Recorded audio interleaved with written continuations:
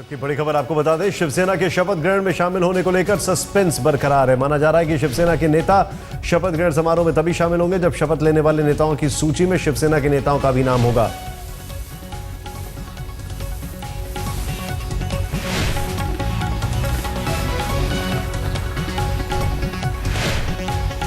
पंकज हमारे साथ है। पंकज, पूरी खबर बताएं।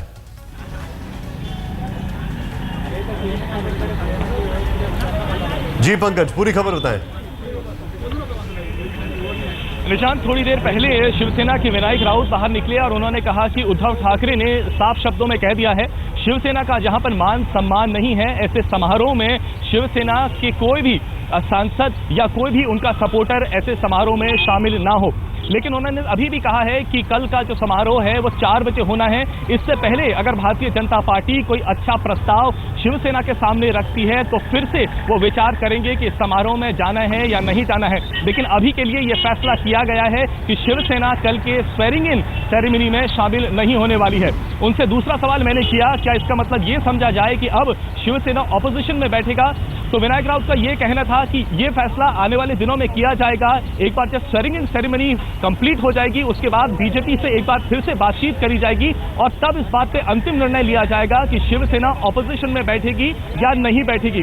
निशांत, हम सुबह से यही कहते हुए आ रहे हैं कि टॉप सोर्सेज बता रहे हैं कि उद्धव ठाकरे ने बीजेपी से ये कहा था कि उन्होंने डीसीएम की जो पद की मांग थी वो छोड़ दी थी, लेकिन वो ये तो उम्मीद ही कर रहे थे कि कम से कम कल के समारोह में 2 उनके एमएलए को साथ इसमें शपथ दिलाई जाए। लेकिन बीजेपी को यह भी मंजूर नहीं था और उद्धव ठाकरे को यह लगता है कि ऐसे समारोह में जाके उनकी कोई सेल्फ रिस्पेक्ट नहीं होने वाली है। इसीलिए अब यहां पर तमाम नए एमएलए को यह हिदायत दी गई है कि कल के समारोह में वो शामिल ना हो। जी, आप जो बता रहे हैं इसका सीधा सीधा अर्थ यह है कि अब इन दोनों का जो गठबंधन है वो भी होता नहीं दिखाई दे रहा है।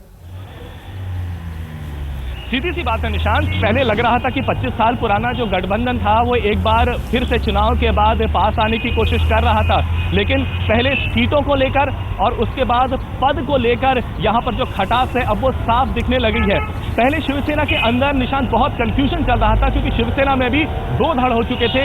एक चाहता था कि 15 साल तक ऑपोजिशन में बैठने के बाद आखिरकार जब सत्ता मिल रही है तो बीजेपी के साथ जाया जाए, लेकिन दूसरा धड़ ये था जिसका कहना था कि शिवसेना का रीजनल प्राइड इस वक्त स्टेक पर है और किसी भी तरह से बीजेपी के साथ नहीं जाना चाहिए क्योंकि रिस्पेक्टेबल पोजीशन उसे नहीं मिल रही है। कोई भी उसको ऐसा अच्छा ओहदा नहीं मिल रहा है जिसकी वो मांग कर रहे हैं। ना डीसीएम मिल रहा है, ना होम पोर्टफोलियो मिल रहा है, रेवेन्यू और ना ही पीडब्ल्यूडी मिल रहा है।